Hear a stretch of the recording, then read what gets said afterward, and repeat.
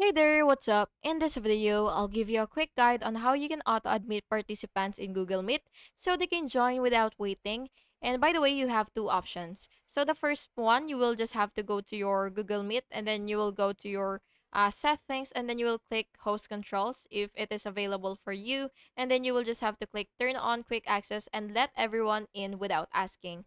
And for the option two, you could also do this. You will just have to search for admin participants in Google Meet in your on your Chrome web store, and what you will have to do is just click that and then click get so that you will be able to actually have this extension on your Google Chrome and integrate it with your Google Meet. And yeah, that's basically just it, and you just have to enable it so that you will be able to use it.